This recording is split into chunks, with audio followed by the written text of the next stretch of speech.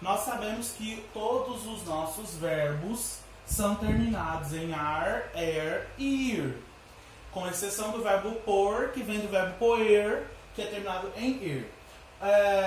E nós vamos ver então o verbo na sintaxe. O que é a sintaxe? A análise sintática, nós já estávamos vendo. O que é isso? É quando nós analisamos como as palavras se comportam dentro de um enunciado linguístico referente à sua função. E aí os verbos, eles podem ser verbos de ligação ou eles podem ser verbos nocionais. O que significa o verbo de ligação? O verbo de ligação, ele dá ideia de estado, ou seja, de algo não concreto, de algo abstrato, certo? Indica um estado, uma situação ou uma circunstância. Nós temos um exemplo lá, a sombra das mãos na parede parecem a cabeça de um animal. Esse parece é um estado permanente, aliás, parece estado transitório, porque pode ser que pareça agora e que depois não pareça mais. Aí nós temos estado permanente, transitório, assim por diante.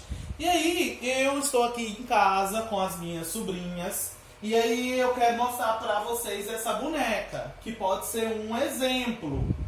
Quando eu chego na menina e falo assim, nossa, você é uma boneca.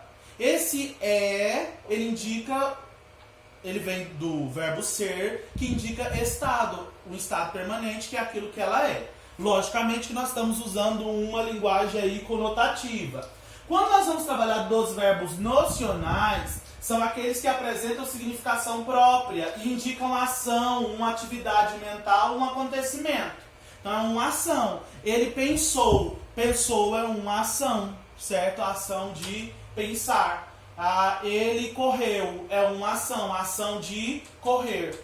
E temos o exemplo, a sombra das mãos na parede assustou as crianças pequenas. Então nós temos uma ação que vem do verbo assustar. Assustou ali, está no pretérito perfeito, porque termina em ou, certo?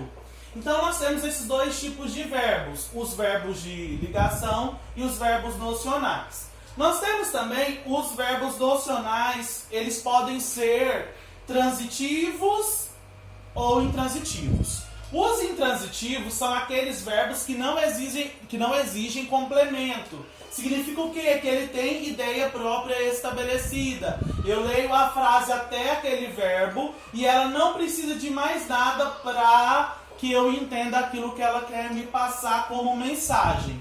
Por exemplo, todas as crianças gritaram. Esse gritaram, se eu ler até o verbo, dá para compreender o sentido da minha frase, do meu enunciado linguístico. Agora, se eu quiser colocar, Vinícius, todas as crianças gritaram muito. Mas esse muito ele é acessório. Por quê? Porque ele não precisa estar para que a minha frase tenha sentido completo.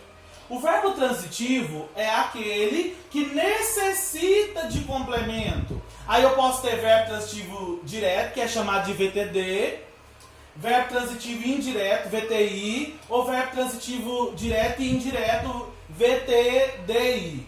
Aí eu tenho 3 exemplos com a mesma frase. Olha, as crianças pediram suco de laranja, né? Esse suco aqui, ele não é uma preposição.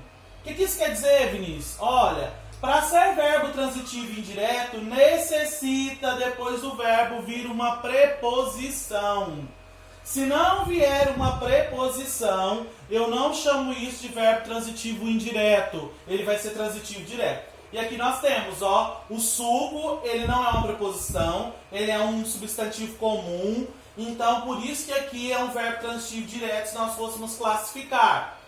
As crianças precisam de ajuda. Esse de aqui ele é uma preposição. Como que eu sei as preposições? Eu preciso estudá-las. Se eu não estudar, eu não vou saber. Se eu fosse classificar, então seria verbo transitivo indireto.